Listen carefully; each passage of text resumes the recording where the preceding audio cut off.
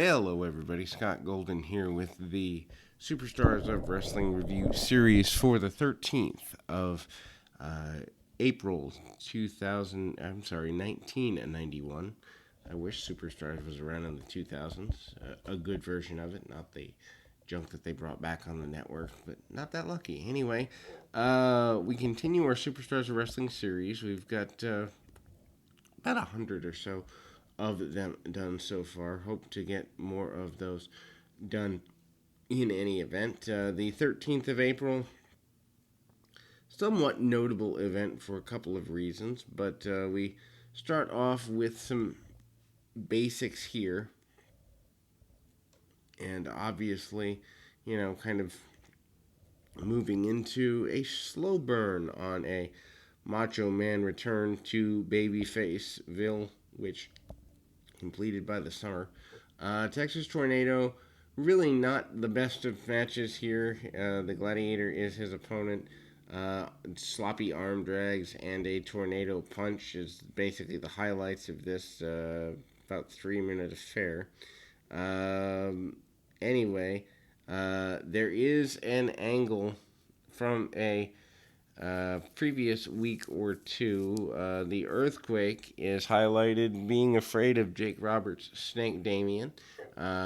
Jake has the snake around his neck in the event of a blockage in the aisleway. Jake basically says the snake isn't scared of anything, but that Earthquake in fact is, and that basically they are on a collision course. This is all part of a update from Gene Okerlund. Anyway, the Berserker, aka John Nord, makes his debut here, complete with Mr. Fuji, a Viking helmet, a sword, and some really bizarre gear. At one point called the Viking, at another point called the Berserker, so they're still kind of playing with names there. Diving headbutts by the Berserker that look kind of goofy. They don't really work for the character. Berserker wearing fuzzy boots, among other things. A forward falling slam by the Berserker. Mr. Fuji is happy with that. Berserker manages to throw his opponent over the top rope and to the floor for a countout victory, and Fuji is happy with that, jumps over the man and drops a foot on him on the way out. We go to the event center. Hacksaw Duggan talks about basically being an American hero, wanting to continue to support the American people going forward. Curt Hennig, Mr. Perfect, is next up. He talks in great detail about the wonder that is being the Intercontinental Champion. Kind of teases some matches with the British Bulldog indirectly, and we move forward from there. We come back with another enhancement match. This particular journey takes us with Bret Hart against Barry O, the brother of Cowboy Bob Orton, aka the uncle of Randy Orton. Barry O. I'm sorry about that. Barry O never really got his due crossbody by Bret Hart. They're trying to get Bret ready for the Intercontinental Championship in a couple of months. To think that within let's call it 4.5 months from here, he is your Intercontinental Champion. Pretty big deal. Things move kind of quickly when they do strap a rocket to somebody. Anyway, Bret with a backbreaker goes to the outside, hits the second rope elbow, clothesline, and the sharpshooter, aka Scorpion Deathlock, is the victory there. We move into a series of event center promos. $1 Million Man basically doesn't understand why Virgil wants to stand up to him, calls it stupid. The Rockers talk about being the best tag team in the world but needing more competition, kind of teasing a little bit of a conflict with the Nasty Boys, which, by the way, are up next. Your tag team champions are up next.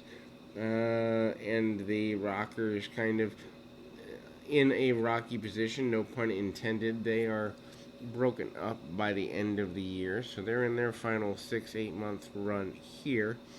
Nasty Boys kind of are your quintessential brawling tag team, punch kick and the like. Brian Knobs comes in and takes an early advantage. They do the pit stop, the pump handle slam by Sags, etc., and so forth, and there we go. Body slam and a body takeover there. We get the power slam and the top rope elbow combination by Sags.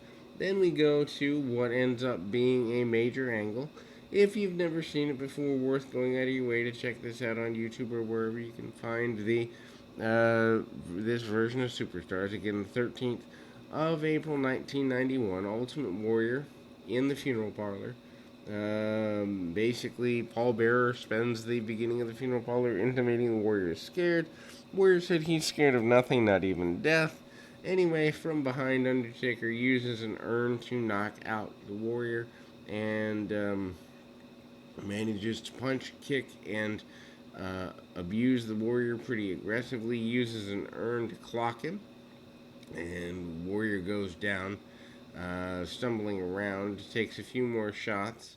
There is a wooden coffin off in the corner, but there is also a casket, a metal casket, held by the or on the set, and the casket is opened by Paul Bearer.